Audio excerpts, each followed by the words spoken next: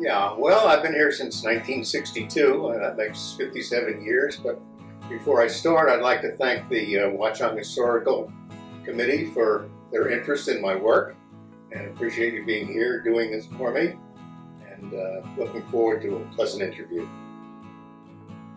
Well, back in those days, I was working in Elizabeth, and we're from Belleville, which is in Essex County. So I was on the wrong side of Newark, and I had to go all through the traffic. And we had 3 small children at the time, and we said we want to get on that side of Newark, make an easy commute. And we had in mind a dream setting.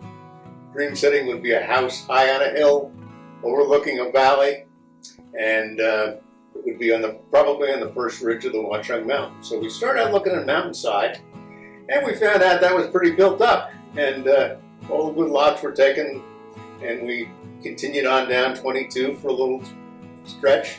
Saw a weather-beaten sign that said Watchung.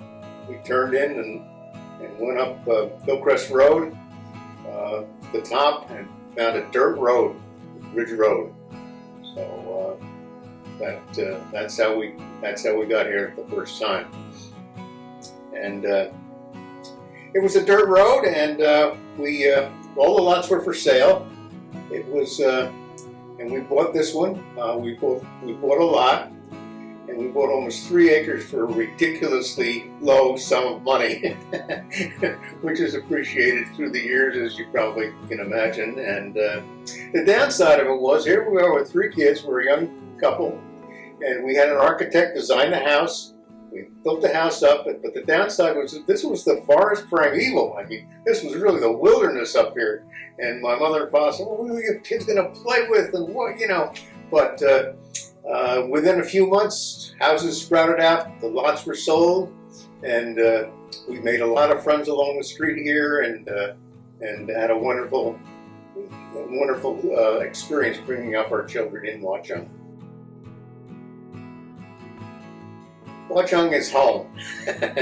I worked for about 30 years in corporate America for large companies, and very often I had the opportunity to be transferred. That's what large companies do.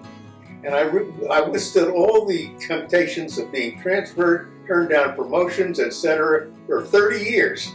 We never had to move from Watchung. We weren't willing to give up our life in Watchung. So Watchung to me is home. It was near the airport. It was just perfect. And one of my last job in corporate America was working for a company called Airco, which is across the street from what used to be Bell Labs. And I had like a 2-mile commute. So I had really this was a great place for me.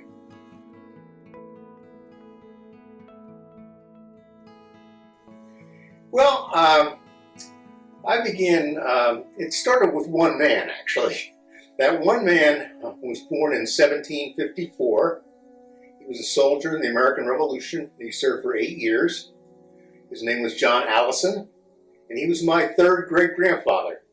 And I became, when I found out about him, I became impassioned with studying his life. I studied his life. I wrote his biography. It was my first book.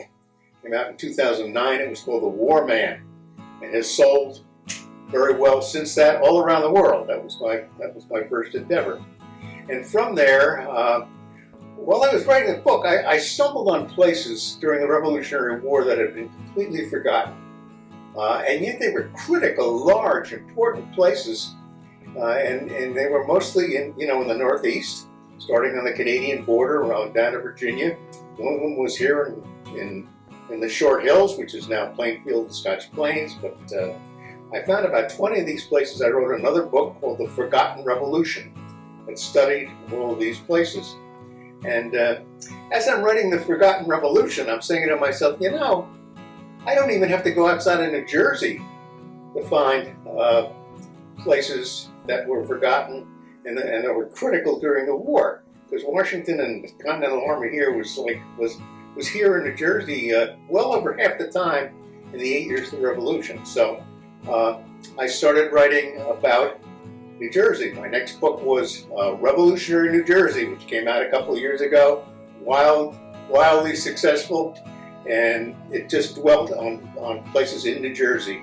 The Middlebrook Encampment, the Battle of the Short Hills, the shore area, the coastline, the Battle of Monmouth, the Battle of Princeton, Jockey Hollow, and so that made that book. But while I'm writing this book, I'm saying, you know, I don't even have to go out of my own town to find critical places and events that happened during the American Revolution. I can see them from my house.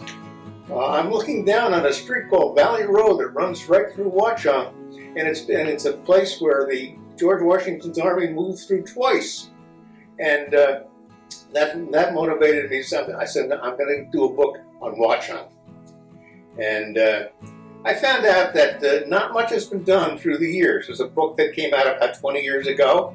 It's mostly a picture book, and it was very well done. And I set about writing the book just on Watchung and all the things that happened here, and so many fascinating things, historical, happened here. It was just amazing. The book was a labor of love to write, and that's kind of how I got to write the Watchung book. That was my last work. I have a book coming out next year. It's about the Middlebrook Encampment, which is in Bridgewater and Martinsville and Bound Brook in that area.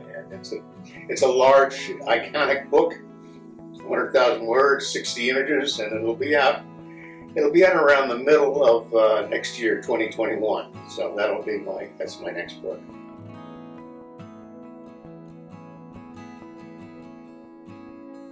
Well, you know, I'm a Revolutionary War fan and author and historian. That's my period. You get me out of the American Revolution, I don't know a lot, but I know it very well. I've written 7 books. They're all in the American Revolution. And so much here happened during the Revolution. And why it happened is because of our geography here. There's 2 prominent geographical features that determine our history. And one of them is the Stony Brook Pass, which is now Somerset Street, Watchung Avenue. That was one of the only passes through the first ridge of the mountains from Chimney Rock all the way up to Springfield. And it was a critical pass, and it was hotly contested. It was guarded during the Revolution. The other feature was that if you go through town, Valley Road goes through our town, that's a protected route. It's behind the ridge. So George Washington took that route to, after the defeat at the Battle of the Short Hills, he retreated. Lord Stirling, who was running the battle down there in Scotch Plains and Plainfield, came up Bonnyburn Road and went down Valley to, because it was protected. It was protected by the first ridge of the mountains. And when Washington, toward the end of the war, the final critical battle of the war was the Battle of Yorktown. And Washington had to transport his men. They had to march 500 miles to get down to Virginia from New York. And they all came through New Jersey. And a third of the army, the part he wanted protected, because it had all the supplies, the tents, the cannons, came right through town, right through Watchung, because it was protected by the first ridge, and it all ended up in the Middlebrook Encampment, which is now the Martinsville, Bridgewater area. So I could go on and on about the American Revolution. We had a lot of veterans here. They're buried in the local cemetery, and this was a well-defended area. It was so well-defended that General Cornwallis, after really, he had 18,000 troops. And we had, at the Battle of Short Hills in Plainfield, we had like 4,000. So you can see what happened there. After the defeat, the wounded and everybody, the Americans retreated down Valley Road and down to the Middlebrook Encampment. So that all occurred here. And but General Cornwallis had to make a decision. He could attack. After the Battle of the Short Hills, he was ready to move inland. He was ready to come down Somerset Street and invade and take the rest of the state. But he did not. because it was very defensible. Patriots, people from this town, could stand up on the hillside as you go through there by the police department, and they would have slaughtered the redcoats. So General Cornwallis opted not to invade. He went up through Westfield. He went back to New York City. Didn't come back for the rest of the war. And that all happened right here.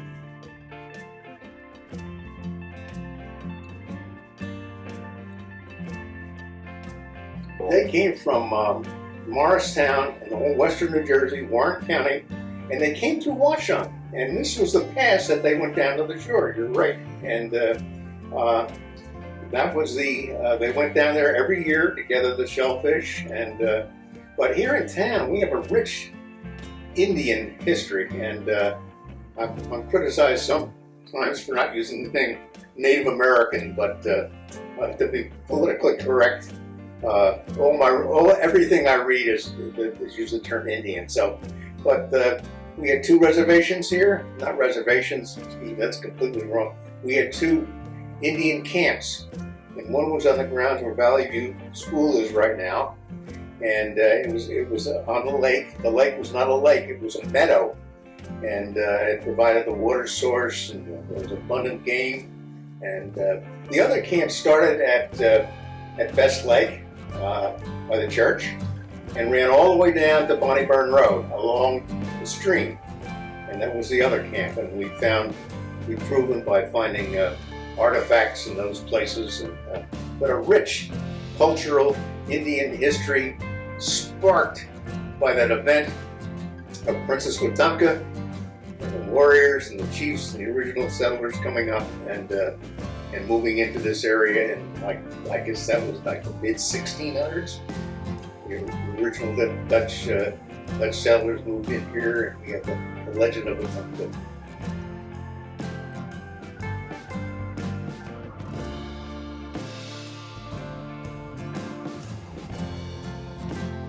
Well, I wrote the book because, like me, I didn't realize what occurred in this town until I started digging into the history. So most people in this town have no idea of its history. No idea. Here I sit looking down on Valley Road. I mean, that's where the Continental Army marched through. Didn't even know. So my theme was to cover was to be very comprehensive in my coverage. And I've talked about people here, I've talked about the disasters, I've talked about the churches, I've talked about the businesses, as well as the history. I wanted to give a complete overview of the town, and I think I've done it.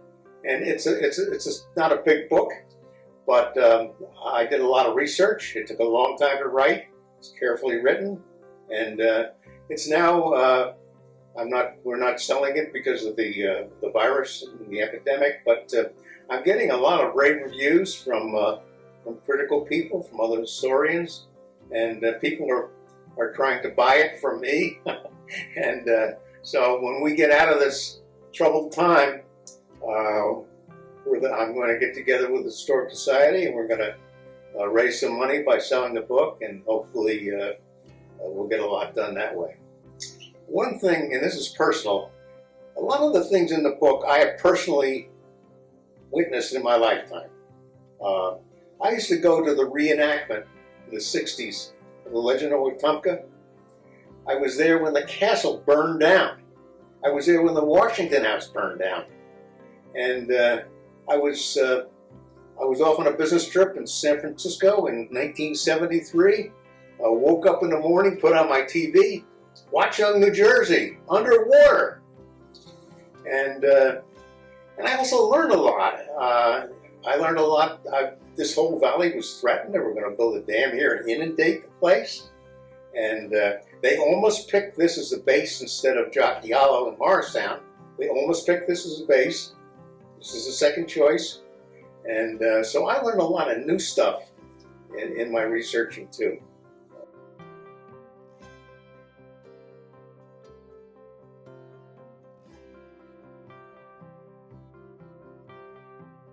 Well, I would like to have people become acquainted with what happened here and take pride in our town. But what I'm really thinking about is the young people in town.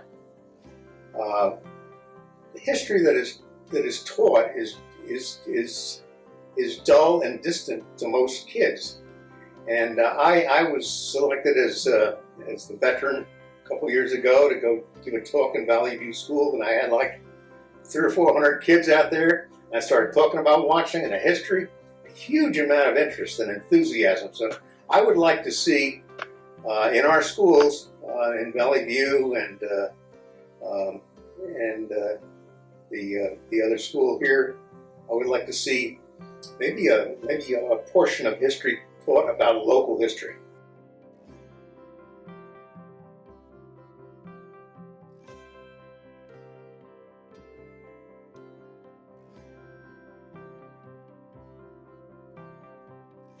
We've got 12 Revolutionary War homes that are still active and lived in and preserved. That's a lot for a little town like this. And everything leads you to really fascinating stuff. Up next, across the street from the King George Inn, that was unfortunately knocked down a few months ago, there's the meeting house. There's the Baptist meeting house. People don't know that the Baptist meeting house, that building, was once in Watchung, and it was close to the border of Warren by the Santucci house in the back there. That's where it stood. And in the 1800s, they put it on skids and ox carts and dragged it all the way up the hill to its present site. So that was our first church. And even the story of our little church, of our little stone church in the valley. That was a Sunday school, and the men got together and collected the stones and worked at night in the moonlight and under the lanterns. And the tradesmen in the town all donated their efforts, and we have our wonderful Wilson Memorial Church.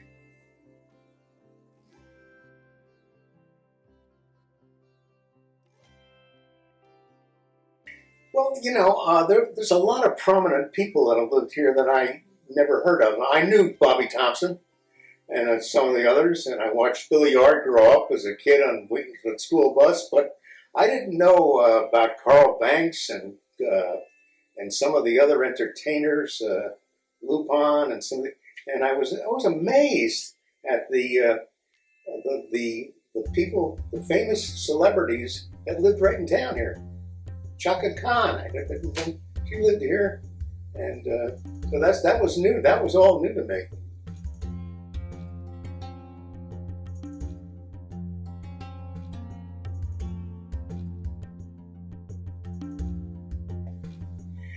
Well, yeah, and I'm hesitant in saying this because it's not quite in Watchung. It's about 3 feet from Washington Rock, and the view up there is just breathtaking.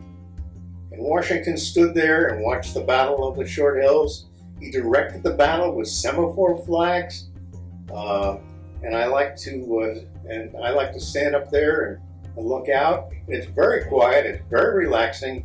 It's just a beautiful place. It's a state park, and so much history happened there. And in the valley below, he stayed the night before in the Drake House in Plainfield, and the Bermuda militia base, which was in Plainfield, and so yeah, I guess Washington Rock would be my choice, but not Watchung.